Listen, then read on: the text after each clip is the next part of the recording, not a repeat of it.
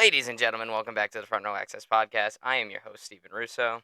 I'm Anthony Gonzalez. Let's fucking go. All right, guys. So, we have a little bit of a UFC news update for us. This weekend, we have Jairzinho Rozenstruik facing some Russian motherfucker. The prelims start at 1:30, and the main card starts at 4. Do we give a? Are we? Is that what this podcast is going to be on? Absolutely fucking not. Because I could give less of a shit about this fucking main event coming up. You don't care about the Khabib clones? No. And I don't care for Rozenstruik either. Rozenstruik's a bitch. Don't punch me, please, Rozenstruik. No, I'm sure you understand. You gotta have haters. Yeah, you just gotta. There's no way to fucking.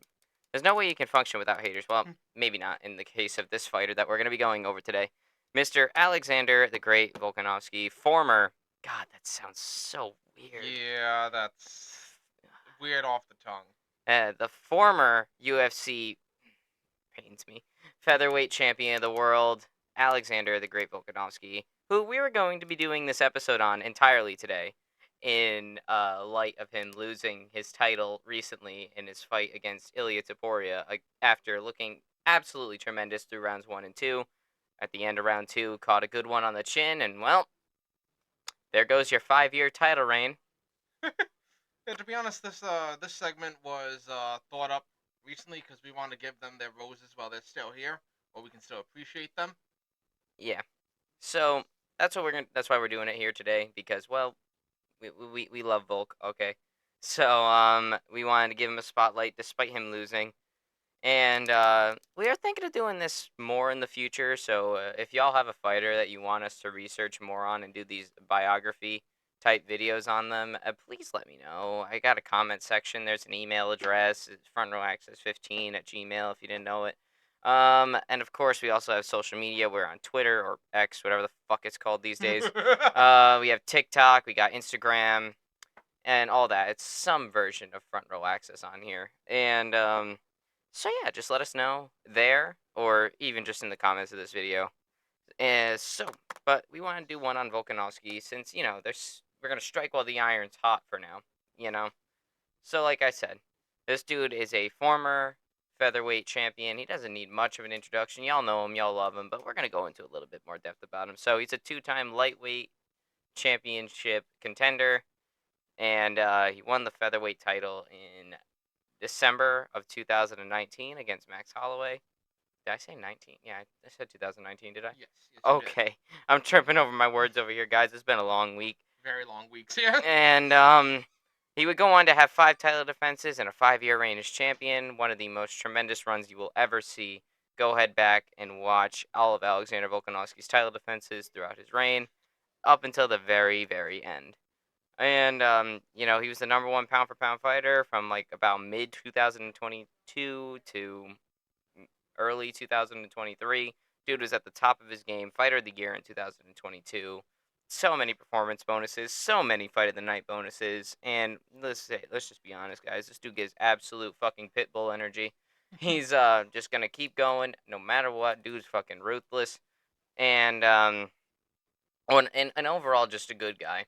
Yeah, I was gonna say, when we talk about scary guys, he is also a scary guy. You don't want to be opposite this guy. I mean, definitely not, because well, that's gonna spell curtains for you if you try to get in a fight with this man. But he's a scary guy, but he's also he's a nice guy. He's a scary guy that's approachable. Exactly. So I mean, he's only 5'6". Like, I'm taller than the guy. I'm 5'7". I got an inch on you, Volk. Ha! Meanwhile, Anthony's 6'4", 200-some pounds over here. Yeah, no, I still think he'd take me easily. Yeah. Like within a minute. I might not last 20 seconds. Dude's dead. This is a pit bull you don't want to mess with, though. He really has lived up to his moniker, though, of the Great. Because, I mean, that's just how he is. You look at his illustrious career over the past couple of years and just his title reign in general, you can totally see how he lives up to that lovely, lovely nickname, because he totally, totally does. And this is what we like seeing in fighters, too, because they are active champions that defend. Islam. You hear that? It's the defending part, too. Islam. to get that cult following that shows how much we appreciate you. Yep. But yeah, so we're very happy to be doing this episode today. So actually, we're gonna go over how he got that nickname, the Great. So obviously, it goes in comparison to the Macedonian warlord Alexander the Great. You know, conqueror that did all this Such a great guy. great guy that did Great all the guy. fuck shit back in Greek and Greek and Roman times. So you know, such a great guy. But at the same time, it he got that nickname because it was a nod to his father's Macedonian origin and his mother's Greek origin. So he was hanging out around that area. So he's like, "Fuck it, Alexander the Great." And just like the original, the Great, he came to the world and fucked shit up in the division. And he fucked shit up and he left. Dude has beaten so many big names in the featherweight division. He's beaten the likes of Chad Mendez, the most dominant champion, Jose Aldo, uh, and of course Max Holloway, Brian Ortega, Korean Zombie, just to name a few of the guys that's on this dude's record book. And you know, in his reign, he beat all of these guys to defend his belt, and he would challenge Islam Makhachev 2 times. He would have one of the best fights you'll ever see with him in February of 2023 when he went up against him in the first champion versus champion match. They went all 5 rounds. It was a war. The unstoppable force versus the immovable object. It was the battle of the Titans, and two guys top of their game at that time. It was a fantastic event in MMA.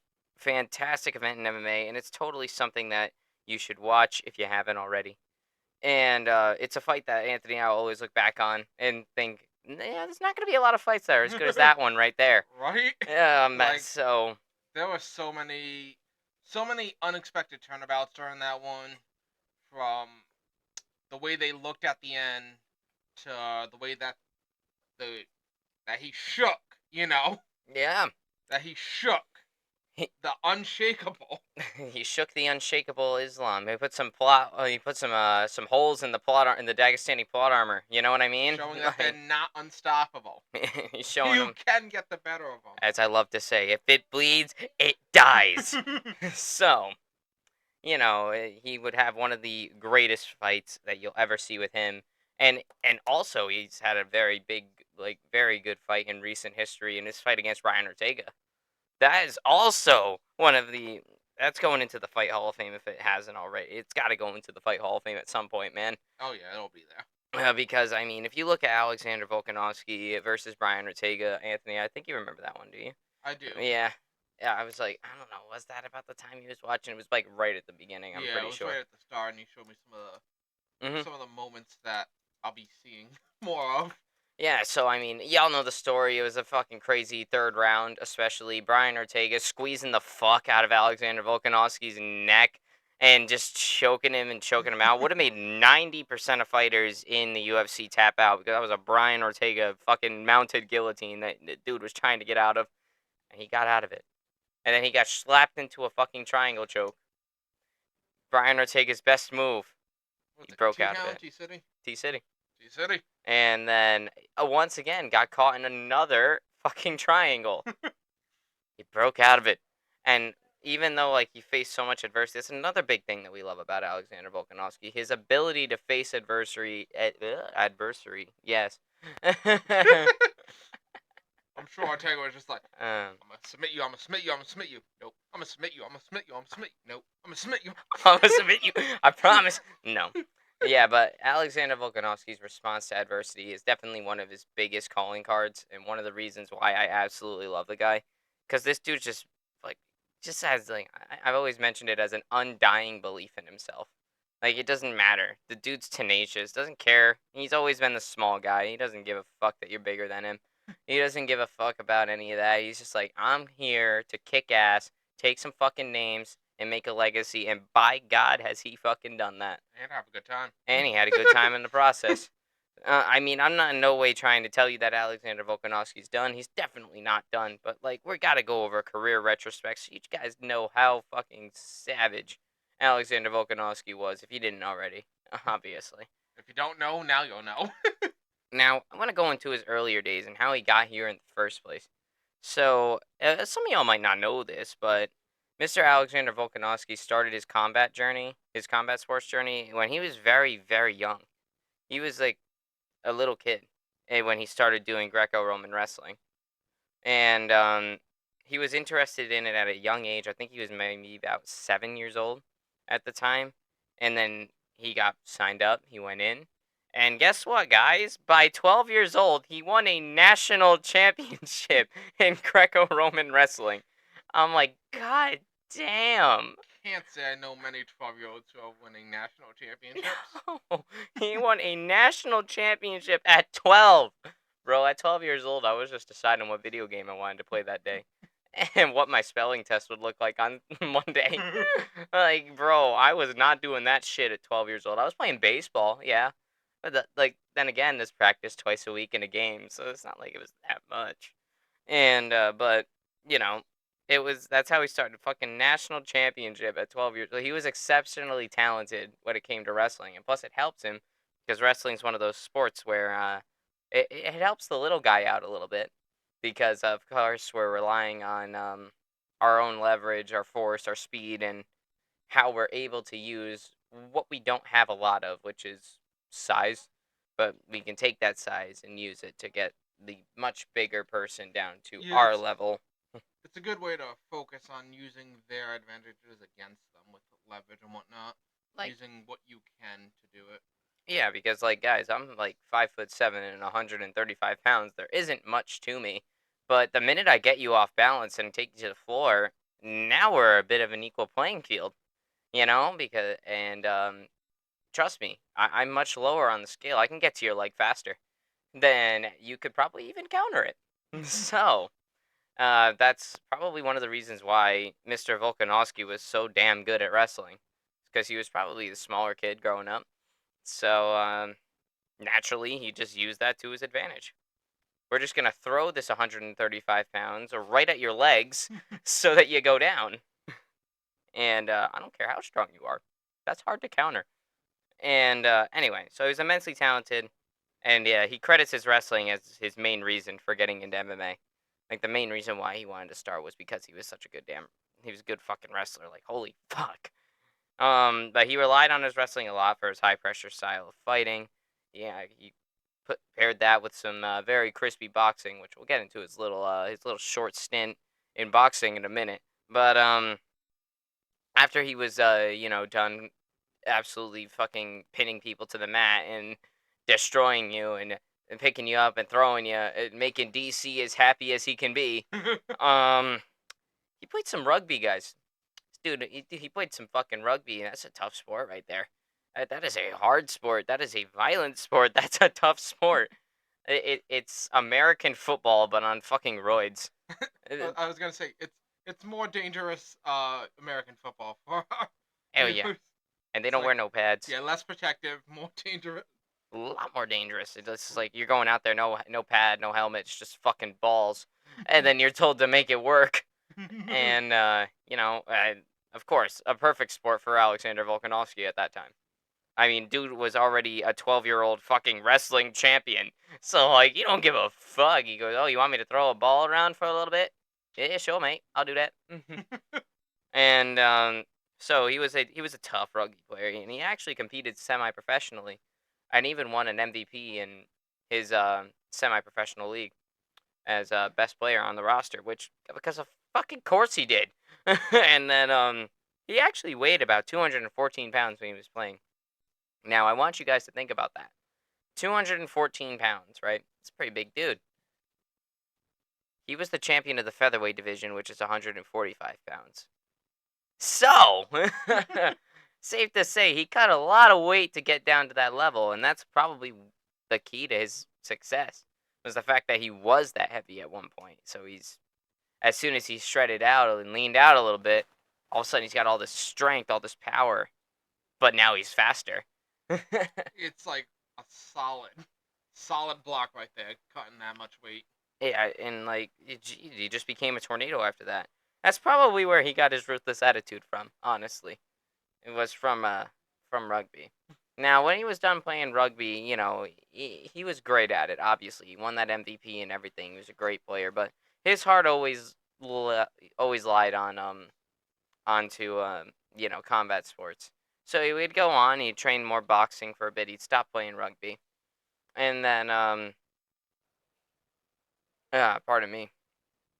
He'd actually go and make his pro boxing debut in 2015 against this dude named Dylan Bargero, and he actually won by unanimous decision. And this was in the super welterweight division, which I think is 180 something pounds. I don't exactly know the boxing weight classes, nor do I know the boxing promotion that he boxed for. But he did have a whole one professional boxing fight that he won, because of course he fucking did. Retire on top. Because of course he fucking did. He's Alexander Volkanovski. Whenever everything he touches turns to gold, it seems, except Ilya Taporia. Anyway, Dude's like, you got physical activity for me? I'll excel at it. I will excel at it. Does not matter. You want me to put in a new air conditioner? I got you. I got this. Give me 5 minutes. You need me to put a new new water heater into your house? I got you. But anyway, boxing was really just meant to keep him busy. Oh yeah. By the way, Pepsi, hit us up. I haven't cracked open your bottles yet. I got Spark here with me. Don't discontinue it, please. I got the normal Mountain Dew. And then of course, we're still chasing that Logan Paul sponsorship too. So, got some Prime here. Hit us up, let us know. Give us money, please. I have student loans to pay. Anyway, so boxing was really just meant to keep him busy for a little bit, but he did want to transfer into MMA because dude was a champion wrestler at 12 years old. Why the fuck wouldn't he want to use his wrestling in a fight? Dude was like, yeah, I'll do boxing for it, but it's really MMA I want to do. Exactly, and I mean, the boxing only helped him because one of Volkanovski's best attributes is, well, his boxing. So, early MMA career. Believe it or not, it took Alexander Volkanovski a while to get to the UFC. Like, a really long time to finally get there. Dude had 14 pro fights before entering the UFC. He entered the UFC with a record of 13-1, and his only loss was at welterweight, which was 170, which is a whole 2 weight classes above the division he would eventually rule over for the next partial decade. For the next, half decade, basically. Half decade. Yup. And, so yeah, it actually took him a really, really fucking long time to get to the UFC, but once he got there, his winning ways wouldn't stop. Because in his first couple of UFC matches, dude's 10-0. I'm like, what the fuck? Physical activity? Gotta do it. Gotta do it. He went 10-0 in the promotion before getting his title shot against Max Holloway. And in just 3 short years, guys, he debuted in the UFC in November of 2016. And in just 3 short years, he obtained his first UFC title, beating Max fucking Holloway, of all fucking people. And, Max Holloway, he was looking good at that time. Dude was the champion. He was beating people left and right. He beat Aldo's ass. He beat Aldo's ass again. He beat Brian Ortega's ass, but then he couldn't beat Volk's ass. Dude had seemed uncrackable until the Great showed up. Until the Great showed up and said, physical activity? Well, I got you. And then he would go on to beat one of the best fighters in the modern era in Max Holloway. And he would win his belt off of a unanimous decision in December of 2019. Yeah, so 10-fight winning streak, 2016 to 19, ends in the UFC championship. Probably as good as you can get right there. And you beat the guy who was looking like the guy. The guy that we almost put up against Khabib because Tony Ferguson tripped on a fucking cord. And blew his knee out and robbed us of Tony Ferguson and Khabib. So we're still waiting on Ferguson to get back to it. And, there were so many times that fight almost happened 7 times. It's just a cursed fight. It never happened. Always near misses. It was just that close. Dude, he was a day away. He was media day. He was 2 days away from the fight. Dude fucking tripped on a cord. Blew his fucking knee out. And then robbed us of that main event. And I'm like, damn it, Tony. He would have given Khabib his first loss. I don't know if he would have, if I'm being honest. But we can always hope, right? To be honest, I think Tony Ferguson would have still gotten grilled by Khabib, but it doesn't mean I didn't want to see that fight. But Jesus Christ! But then we almost fed Max Holloway to him, and then Max eventually had to pull out, which resulted in Ally Quinta stepping in and fighting for the UFC lightweight championship. Dude was ranked number 10, and they said, you know what? Title shot. I'm like, you put the fucking ranked number 10 dude against the number 1 guy in the lightweight division and put a vacant title on the line because McGregor decided to go and fucking box Floyd Mayweather. Listen, position 2 and 9 were busy, okay? Jesus. 2 through 9 were busy. Like, you couldn't have given it, and, like, everybody else was booked. I mean, and Tony was hurt, so, like, fuck. like, then we gave him Ally Quinta to Khabib Nurmagomedov. Yep. Who was 26-0, 25-0 at the time. Yep. The weirdest booking decision in UFC history. These are great decisions. But you know what? Fuck it. So he beat Max Holloway's ass and won that title, and then he would get COVID, which very unfortunate. And then of course with all the quarantine laws and shit that were going on at that time, you know, he wouldn't fight again until July of 2020, and his next opponent was, well, the former champion Max Holloway. Max would actually go on to drop Volk in the second fight, and a lot of people argue that he won the fight, which I could totally see why you did. I even personally scored it for Max Holloway when I watched it the first time, and the second time. Maybe a third time I'll see why Volk won. But regardless, he beat Max Holloway again, and then he was picked to be on The Ultimate Fighter with Brian Ortega. They were the two coaches.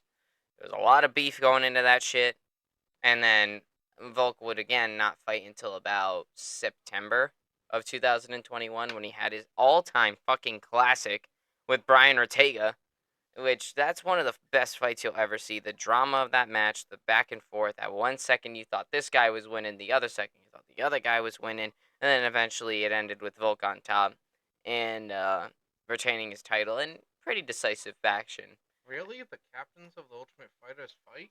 I know, they're supposed to. McGregor, where you at? Like, Jesus Christ. Like, you're supposed to fight Chandler. Like, you guys just did The Ultimate Fighter. You had a great season. I mean, granted, Chandler wiped the fucking floor with you most of the time. But, I mean, you still had one guy win the finale. You still had one guy go on to the Bantamweight finals and win it in Brad Katona, even though Brad Katona was on Michael Chandler's team before he went to McGregor's team. Yep. But still, fuck it. McGregor, you got one of them that won. And then no matter what was happening, Team Chandler was winning the lightweight one because it came down to two lightweights at the end of it. Kurt Halabaugh and one other motherfucker. I know Kurt was the one that ended up winning. That's why I remember his name more. But, anyway. Where you at, Greggy? Where you at, Greggy? Michael Chandler just cut a fucking promo on you last week on Raw. Where you at, bro? All right, to the TKO board of directors, this is my my formal request to make McGregor versus Chandler in a Hell in a Cell match at WrestleMania. Just oh my gosh. And like, you know, or if you don't want, or if you want to keep it in the UFC, which I wouldn't mind, but could you just bring the cell down to the UFC octagon and we'll put the cell in there instead of the octagon itself, and then we'll just have. Again, Greggy might actually like the WWE's take on MMA rules more. Fuck. Greggy, where the fuck you at? Anyway, so I'm like, yeah, the coaches on the Ultimate Fighter fight, yeah, they're supposed to. And then, of course, the next year after Volk was done with his thing with Ortega, it was Nunes and Pena. Pena had just beaten Nunes in total upset fashion. Nobody fucking saw that coming. The minus 1,200 favorite fucking beat the plus 800 underdog. Whoever bet on Juliana Pena by submission fucking got banked that night. But, yeah, you remember that.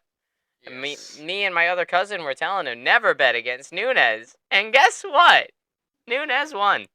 Nunes didn't win, should I say. Nunes didn't win. Pena won. They lied to me.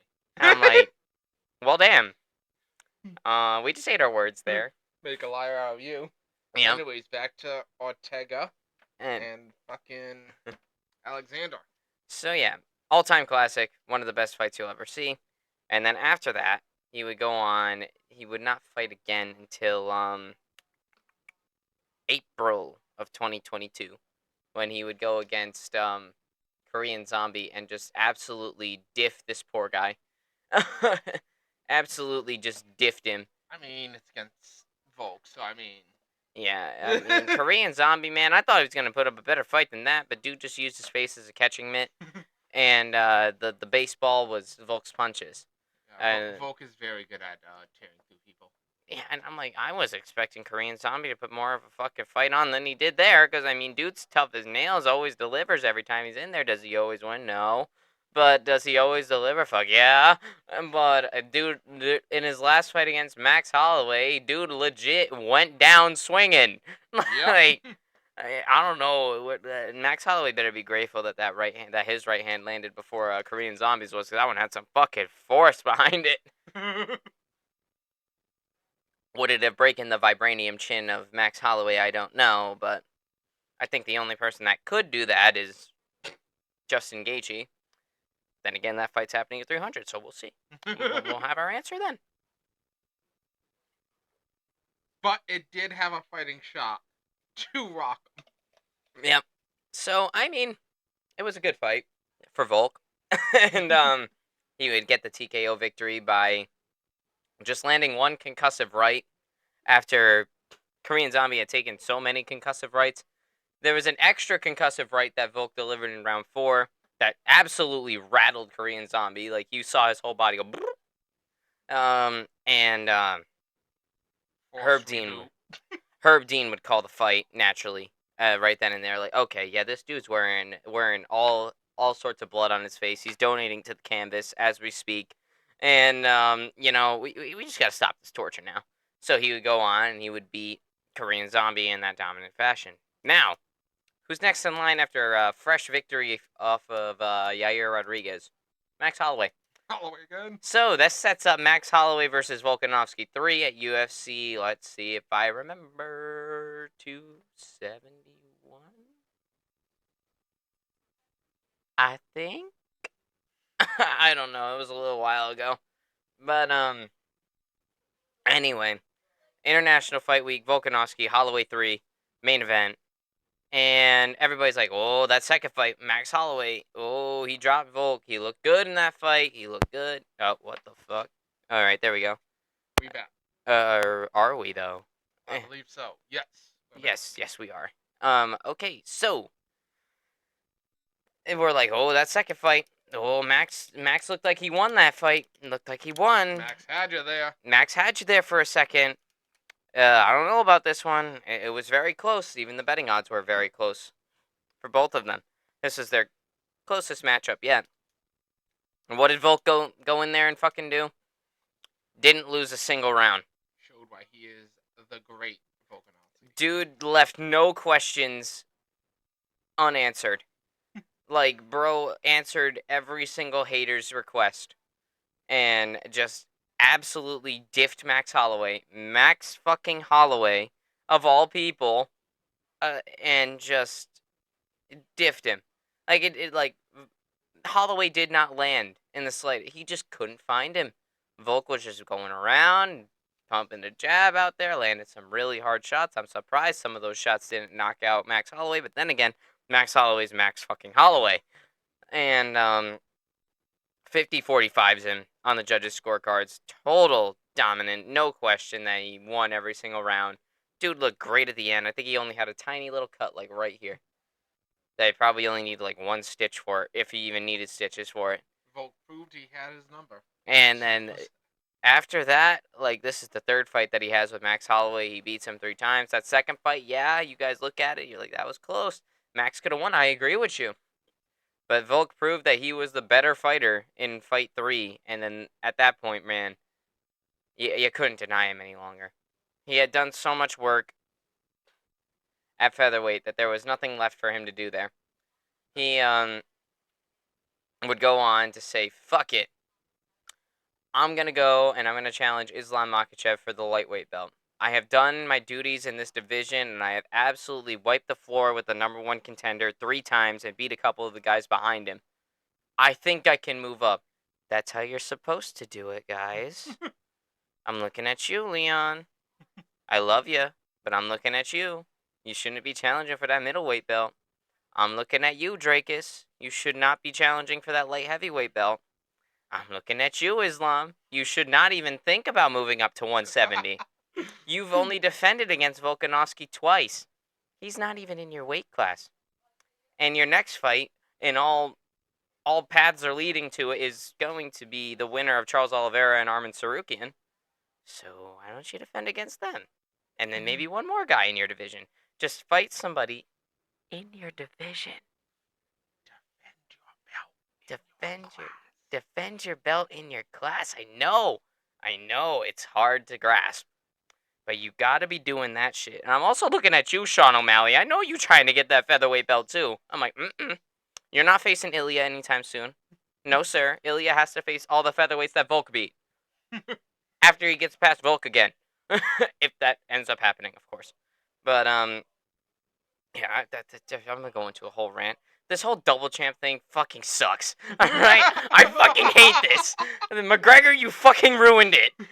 Like Jesus Christ, like what the fuck? There are some good examples. Most bad examples, though. Most are bad examples. Like, some good ones. but you see, Volk was a good reason. He had beaten the number one contender 3 times. He beat all the contenders behind him, and then he challenged for the lightweight belt and almost beat the champion. Fair and square. Well, wasn't it Islam who challenged him for the pound for pound? Well, He just accepted with the belt on the line. I think so. Yeah, it was. Yeah. It was pretty much that way, but still. Yeah, no. Same concept. Yeah. Volk was already teasing about going up to lightweight at that time too. Well, So, when you've proven yourself in your division, which, by you know, defending, and in your division, then maybe expand to other divisions afterwards. uh-huh. You gotta keep in mind the afterwards part. Keep in mind the after you get a couple of good title defenses in your weight class before you can move up a weight class. Anyway, so Mr. Volkanovski would go up, have one of the best fights ever. I know we've already hyped it up already, and he would come up short, unfortunately. But he looked great at the end. You know? I was gonna say, I don't know if he came up short. That looked like an unstoppable force and an immovable object. Islam could barely stand after that fight was done. Volk was just looking like he could go another 5, 10, 15 if he wanted to. But, he was standing on his own 2 feet. Islam needed help. Yeah, I think he was channeling M's extra lungs there. Yeah. Yeah, let's keep going. I think I know where Colby Covington's extra lung went. I think it went to Volk. Because clearly Colby doesn't have it anymore. God damn it, Colby. I spent a whole fucking podcast hyping you up to be a pretty good contender for Leon Edwards, and then you got fucking diffed on, guy. Listen, if he had shown up that night, okay? I mean, the 5th round, he looked like Colby Covington.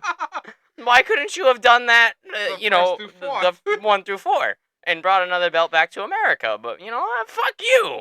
You decided I'm not gonna wake up until the 5th round, and then you know what? Now Listen, he just realized he was in a championship match at the 5th round. His 3rd one after not beating anybody in the top 5 at all. Like, dude's highlight of his career is he lost twice to Kamaru Usman right now. Like, I swear to God. And I'm like, yeah, Colby, I love you, man, but shit. You did not look like yourself that night. I'm like, you gotta just. Why don't you give me my dream fight already? Why don't you go and fight Gilbert Burns, please? I've been clamoring for that fight since I got into mixed martial arts, man. I've wanted Colby Covington versus Gilbert Burns, and I haven't gotten it, even though it made sense so many times for me to have it. And I'm like, why don't you go ahead and do that now? Why don't you beat some people in the top 5? Then maybe you can get your 4th title shot. Yeah, polish yourself up a bit, work more towards that intention, and then go for it. But like, can you give me my dream fight? Goddammit! Like, Jesus Christ! Like, I'm not even asking for a contest of champions. I'm asking for a contest between 2 contenders that aren't even like top 3. I'm like, what the fuck? Just give me Gilbert Burns versus Colby Covington, please. Just let's hope Kobe shows up for that one. Even if he doesn't, that's okay. I like Gilbert Burns. Either way, I win. Kind of like the Leon fight, because I love Leon Edwards. God damn it, I dropped my pen. But I love Leon Edwards, but like, nah, I like Colby a little bit more. Plus, he's an American boy. I want the American to win. But then, the American decided to not show up and lost to the British. I'm like, God damn it, War of 1812. Plus, he was always fun to watch. Yeah, but fuck it. Bottom line, defending your weight class before you challenge anybody else upwards. Do what Volk did. Do what Israel Adesanya did when he was running through middleweights as well. And, beating Paulo Costa, Robert Whitaker, Marvin Vittori. Actually, no. Yoel Romero, he fought Marvin Vittori immediately after he lost. Yoel Romero, even though that fight is just straight melatonin. He was beating these good, like, contending middleweights. He beat Anderson Silva, goddammit. Like, fucking crazy. Then he moved up to light heavyweight, and guess what? He challenged for the light heavyweight belt after he was done defending at middleweight. Wow. Maybe he was just like, you got another contender for me? No, or I'm gonna go check that. I'm gonna go up class that way. I'm gonna go up that way, and then I'm gonna get wrestled to death by Jan Blachowicz because I'm too small for this goddamn weight class. Anyway, but yeah, he still tried. We gotta give the guy some credit where credit's due. But I've gotta say his double champ performance is nothing compared to his teammate Alexander Volkanovski's double champ challenging. Because God, he actually took Islam to the limit. Jan Blachowicz kind of walked out relatively unscathed against Israel Adesanya. And Israel Adesanya was the favorite too. I'll remind you guys of that. Israel Adesanya was the favorite to win that fight. Everybody was saying he was going to do it. And then Jan Blachowicz said, "Nah, I got other plans. Wrestle." So you got a 220-pound dude on this 190-pound dude, and it just it's just hard. Well, that's just what I always take into account when I see people going up weight classes to either try fighting or going for championships or whatnot. Because to me, the guy you're going up against when you're trying to make that move has done it longer and there's more practice in it, which is why I'm always kind of cautious when someone says, "Oh, I'm going to go up a weight class for reasons X, Y, and Z." Yeah, I mean it makes sense, but Volk did it, and he did a wonderful performance against Islam. Unfortunately, came up short, lost the fight, but then he would come back UFC 290 against Yair Rodriguez, the interim champion, who had actually won it the same night that Volk challenged for Islam because they wanted to crown an interim champion just in case Alexander Volkanovski would win and want to vacate the featherweight belt. Definitely not Greggy's fault. Definitely not Greggy's fault. What are you talking about? But anyway, so interim champion Yair Rodriguez, dude was looking unstoppable at that time. Pretty much everybody that got put in front of him got beaten down. And the same with Arnold Allen until Arnold Allen ran into fucking Max Holloway. Like the power difference between that division, like the skill difference between top and bottom there was just so immense. Like Max Holloway beat everybody that that didn't challenge for Volkanovski. He beat everybody except Volkanovski. Like, I'm the guy you gotta get by. Hang on, guys. We got some technical difficulties here, and I think we're good. Yeah, we're good. He was just that guy you had to get by. He's that guy you gotta get by. Oh, you want that guy? Oh, you gotta get through me first, motherfucker. I want that guy. I've had that guy again. I want that guy again. So come on over here, bitch. Catch the smoke real quick. Just if you can get by that guy. And then they would catch the smoke, and most people succumb to Max Holloway's smoke. Just Volkanovski's like, oh, Max Holloway smoke, fine. Oh, this again? All right. This again, fine. I mean, he ended it at this point. Anyway, so Yair Rodriguez was looking unstoppable. He had a very, very close fight with Max Holloway, but he was the only one that was able to not get by Max Holloway, but still get to Volk. Because I mean, he beat Josh Emmett, who had just beaten Calvin Kattar at that time. Which Josh Emmett, I love you, but you didn't win that fight.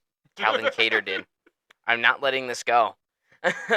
Anthony, you know how I feel about this. Like Calvin Kattar, you won that fight. It should have been you versus Yair. Do I think you would have beaten Volk? Fuck no. Oh, do I want to see a Boston guy go up against the fucking champion? Yeah, of course I do. Anyway, so that was that. And then Yair Rodriguez would be like, okay, I'm gonna go and I'm going to try to beat Alexander Volkanovski. Nope. Volk looked him dead in the face and said, nah, nah, mate. No, you're not getting through this. Ain't your time yet. Still It's me. not your time. Not your time yet. And then Yair would end up getting once again absolutely diffed by Volkanovski. I mean, but he landed a couple of good kicks, a couple good kicks on him. Do you guys see the trend here with Volk? Yeah, he just diffed people, bro. Like absolutely fucking diffed Yair Rodriguez. Unless you had the plot armor of being a Khabib clone and a Father higher plan. weight class and a heavier weight class, you really are running up against something you don't want to run up against there. Father plan. Anyway, so Volk would beat Yair Rodriguez ass. Fucking the finishing sequence I will never forget. He caught him with a left hook that he had been teasing him with the entire fight. Nailed it on him. It makes Yair stumble backwards a little bit, and then it was all Volkanovski from there, Blood man. in the water? And it was all Volk from there, and he was just a nonstop onslaught. Picked him up, slammed him down, ground and pound finish, and that was it. Volkanovski retained again, proving that he's still that motherfucking guy.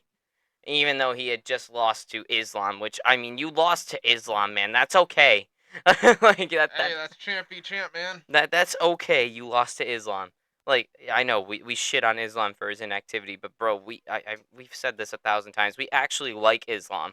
He's a good fighter. He's a scary motherfucker. He just needs to do a bit more work proving himself in his own division. He needs to take some notes from Volkanovski. And then I don't know. Maybe we'll root for you more. But until then, whoever you're against, we want that guy. Be it Volk, Adesanya, you do work in your own division before moving up. You don't pull a Greggy on us and make the title vacant or inactive and then have this whole fucking bullshit about interim and no one being able to take it and the back and forth before trying to do a fucking weight class change. You just don't do that. Some don't like fucked that. up shit. We don't like that. But then, unfortunately, guys, next fight would come up now, and this is where we start to get the tissues out because this is where we're gonna start to get a little sad. And so October comes around, right? October 2023. Alexander Volkanovski's been on ice. We don't really know who his next contender is gonna be. So he's kind of on ice. He just beat Yair, but he lost to Islam. And then Islam got another title rematch against Charles Oliveira in October. It was supposed to go down in Abu Dhabi again. Poor Oliveira has to go in enemy territory twice. And he already lost his belt there. Like, why are you going to send him back there? Cha-ching. Yeah, that's exactly oil money. That's how we gonna do it. Cha-ching, motherfucker. I'm like, god damn it, guys. Like, all right, Charles Oliveira. Already, oh fuck me sideways. There we go. So Charles Oliveira already went to Abu Dhabi and he lost. Yep. Can we give him? God fucking damn it! What the hell is going on with this shit today, guys? All right, I think we're back now. All right. Yep.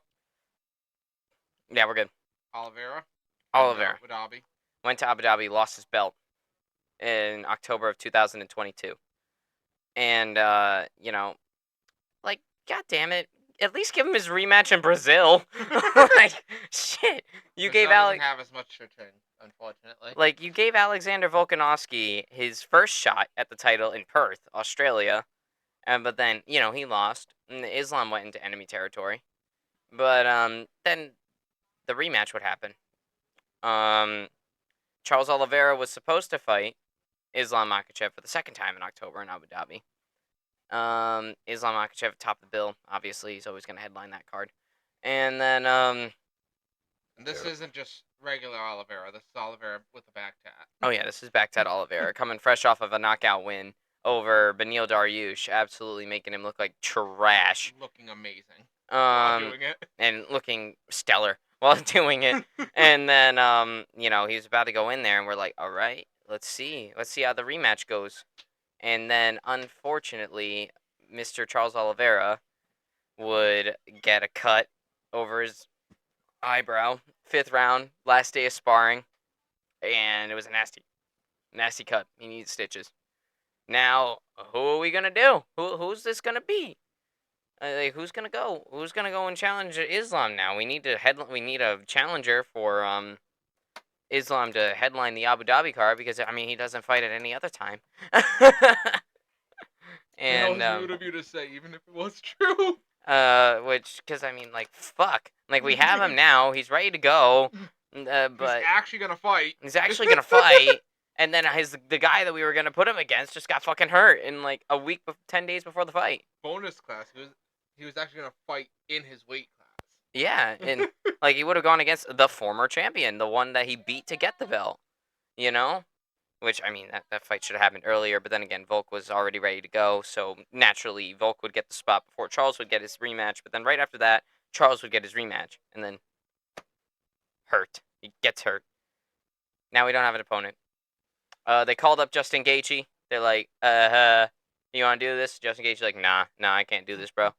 And then they call up Dustin Poirier. They're like, you gonna do this, bro? He goes, yeah, sure. Let me know.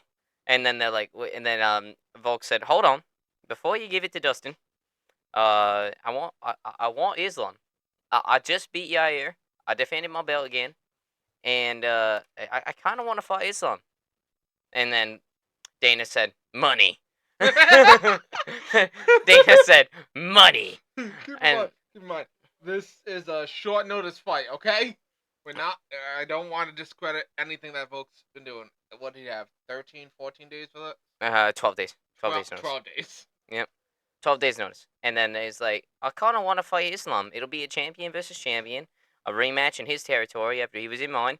So let's do it. And then, well, Dana said, cha-ching. Let's fucking do it. Champion versus champion. Volkanovski versus Islam 2.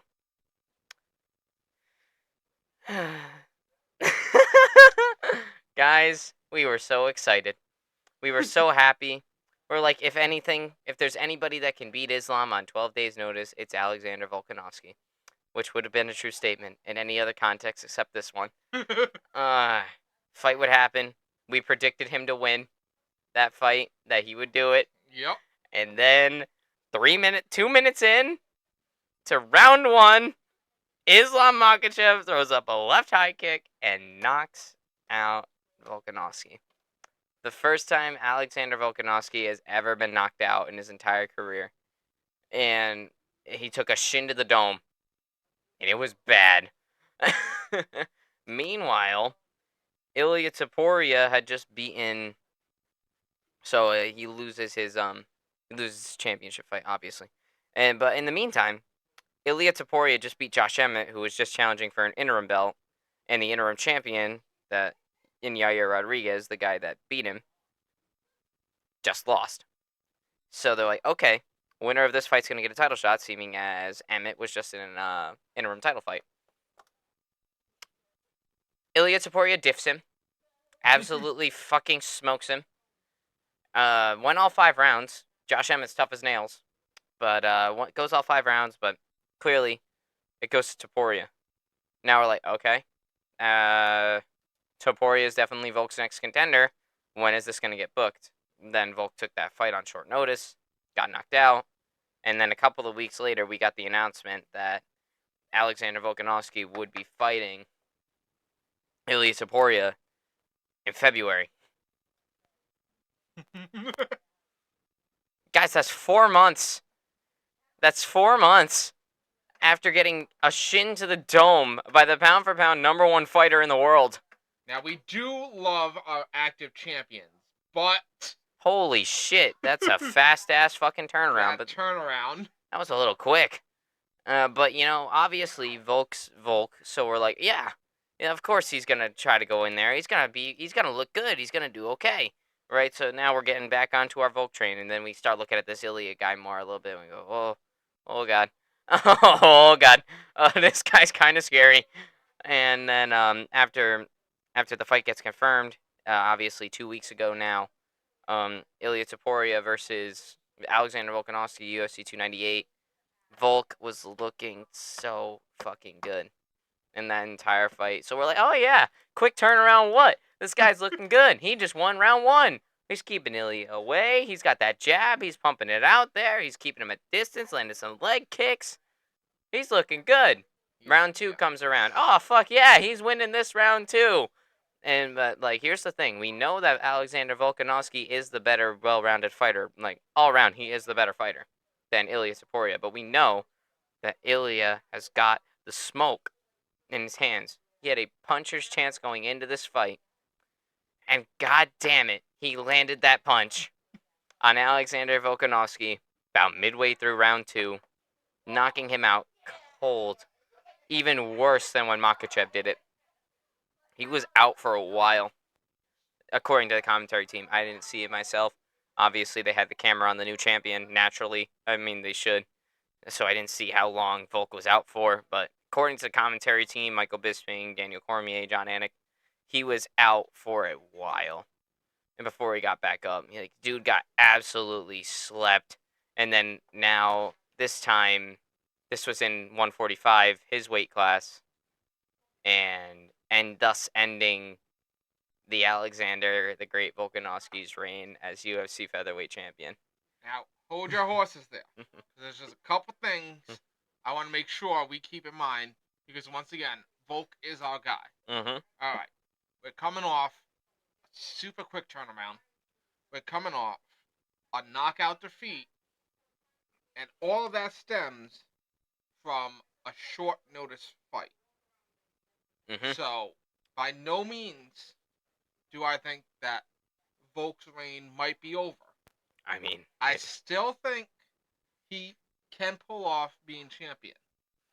I think myself, what happened there was when he saw fucking Islam, right? Yeah, in that first match, mm-hmm. he saw that he was doing real damage and that he could take this guy to his limit and push him over it and beat it. If he had more time, if he had another round, he would have won. landed more punches, and now he knows the style better. So I think him taking this on short notice is what screwed him over, and that knockout and that unfull training camp affected him in this one. Yeah. No disrespect to Ilya Tapora, because that dude's scary. Dude's scary I'm as just fuck. saying. He's also the champion now. Let's acknowledge the fact that he's champion. Yep. But and he beat arguably the best champion of our era. Him and Israel Adesanya are like the GSP and Anderson Silva of our modern era, basically. And so like yeah, Jesus fucking Christ. But I mean, we've seen the greats lose and we've seen them come back. I mean, GSP versus Matt Serra for example. Matt Serra knocks out TKO's GSP. Nobody was expecting that. But then GSP gets his rematch and he gets his title back and goes on to continue to dominate the welterweight division. But god damn it, Ilya still cleanly ended. Oh yeah. Alexander Volkanovski's reign. Plus, dude's 28 years old. He's young, and he just beat arguably the best champion of our era currently. He was the longest reigning champion in UFC at that time, at 500 some odd days, something like that. For a while too. Huh? Mm-hmm. Oh, not even. He was like 1,000 some odd days. Yeah, because let's see. How long has Roman Reigns been champion for? Oh my gosh! You and your tribal chief acknowledgement. Let's see all the podcasts. We're on to this one. He won in 19, right? Yeah, he won in 19, so that's over 1,000 days. 5 years. A bit less than that. 4.5. So that's 12, 13. Yeah, around. I think about 1,300. Yeah, around. Because 1,200 for the other guy, and he won that in August of 2020. So yeah. Thus ending the illustrious reign of Alexander Volkanovski, to the dismay of everybody here at the Front Row Access podcast. Now, going into this fight, I told you before the podcast, I had a bad feeling for Volk. And that feeling was correct. It's a bad feeling, I guess, sometimes. Hmm. It usually rings true, unfortunately. Who else did you have this bad feeling for? I'm curious now. Well, usually something they call like deja vu, when you get this feeling of something like deja vu when you can't remember something, where something hasn't happened yet, Yeah. but you think it's about to happen for some reason you can't discern. Okay. And it happens like 3, 4 times total for me. I can't remember each event because they're like minor things sometimes, but it's like, yeah, you're proven right. Hmm. I just didn't have a good feeling for Volk. And sure enough, your feeling rang true. You predicted it. I'm Mm-hmm. surprised, but you still made your prediction on the podcast for Volk, hoping it wasn't true. I bet. Yeah, well, sometimes you can't trust those feelings. Yeah. Like, I got a bad feeling. I Hmm. was really hoping I could not trust that feeling, I'll be honest. But unfortunately, our boy lost that fight. But this takes nothing away from Alexander's career. On God, I mean, obviously, you heard us tell him all his accolades, his story leading into it. The dude is obviously one of the hardest workers you'll ever see. Physically strong, mentally strong, and to be honest, somebody that anybody could look up to at any given point in time. Pure tenacity of Alexander Volkanovski alone is enough to admire, and it's enough to want to have. Like, you know, It's easy to catch his hype train. That's what I like about him, because he's not, a dick. he's not, yeah, he's also a good guy, but he also has this tenacity to him, this undying belief in himself. Like, one of the things that, like, I gotta say, is one of the things, like, the attitude of Volkanovski is kind of how I've been approaching my own martial arts journey myself. That, like, yeah, sure, I'm gonna lose a little bit, but I'm still not gonna give up. I'm gonna keep going. Like, it's just the fact that, I mean, he took the loss on the chin though, like an absolute gentleman. He's like, yeah, I got beat. I got knocked out. He got me good, and hopefully that rematch does happen. If it doesn't, I mean, who would you want to see Ilya go up against if, assuming Alexander doesn't get his rematch, which he totally should. If he doesn't, though, would you want to see Ilya and Max? It's either him or Ortega. I know. Or take it just come off of a win against Yeah, Yair? yeah. I think both of those would make great fights for the future. Yeah, What I want to see is I want to see Volk take a break for half a year or so. yeah, I kind of like want Israel. someone else to take a crack at that title, and then I want him to get the match afterwards. Yeah. I So don't like, want to see an immediate rematch because I think Volk's been rushing a bit. yeah, And as you know, no rushing. no rushing. No rushing. So anyway, I agree with you. I want to see Volk take some time away and let Ilya defend that belt at least one time. Plus, I would love to see that fight with him and Max Holloway. Because I mean, Ilya Taporia is one of the very few featherweights that got to title contention without having to go through That the guy. the Max Holloway gatekeeper. He So took that shortcut around. he did. So I'm wondering, like, that's an interesting fight to watch. But then again, Max Holloway's busy right now. He's got Justin Gaethje to worry about, which is a whole different animal in and of itself. He's got to face this dude that sent Tony Ferguson on his down spiral. This dude that cracked the uncrackable chin of Poirier. Like, you're talking to this dude that absolutely just puts clinics on every single time, and it has no expression while doing it. Like, dude just goes in there. It's like, yeah, it's just business. Fucking sends you to the hospital. Yeah, just business. Just Okay. like, like that's a whole different animal that Max Holloway's dealing with right now. But I'm sure he watched that fight. I'm sure he watched Volk lose, and I'm sure he's like, maybe. Like I don't got to go through Volk Wait, I don't championship. have to go through Volk again. He's not there. He's not there. You're not joking, right? He's not there. Exactly. And like I know he's been watching that, but like then again, what if he beats Gaethje? Then he's in lightweight contention, and why wouldn't he want that opportunity? He was already supposed to fight Khabib. Why not face the second version of Khabib in Islam Makhachev? That'd be an interesting fight too. I'd love that. But that's assuming he beats Justin Gaethje though. Gaethje's a tough act to follow, but I think Max has a path to victory with him though. I see a path to victory. I'm not sure if he'll get it because I Yeah, also like Gaethje yeah. too.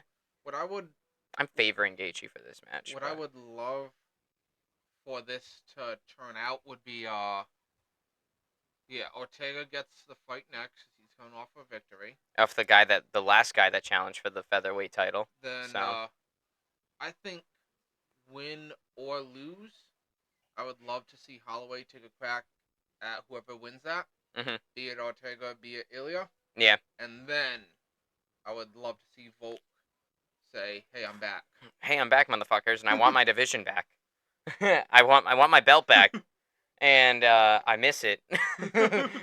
Just like he wants to shoot the "you up" text to his UFC title belt. And I don't want it to be some bullshit ass 12 days notice, okay, Volk? Like Volk, I want you to go through fucking 10 weeks of training camp for this bullshit. All Get right, through Hell Week too. You get know, through Hell Week just while you're at it. Call up David Goggins. Be like, "What's up, bro? I I heard heard you're you. good. I heard you helped Tony out a little bit. I mean, he lost the fight, but let's be honest. Tony, I love you. Please win." I heard you help with cardio. I could always use some more. Tony, please win your next fight. Oh my god. Tony. We could do a spotlight on Ferguson before. Yeah, we got to do a Spiral? spotlight on Ferguson before the spiral, the heyday, the 12 fight winning streak, the almost title shot against Khabib, and just never materialized. The biggest lost cause in MMA history is Tony Ferguson, No, okay? no, see, you're not thinking clearly. Because obviously, it's going to be Khabib Greggy at 300, and then Ferguson. And then the Ferguson Khabib one. Or Ferguson McGregor. Both of those are fantasy matches. Oh, God. God damn it. Why are my fighters losing? Why? But fuck. Dustin, I swear to God, if you don't beat Benoit Saint Denis at UFC 299, I'm gonna cry. Sean O'Malley, if you don't beat Cheeto, I'm gonna cry. Oh, Jesus. Anyway, that's next podcast. Let's wrap up Volkanovski because we're over our time limit now. Fuck. And, Wait, we have time limits on these? shit, yeah, you're right.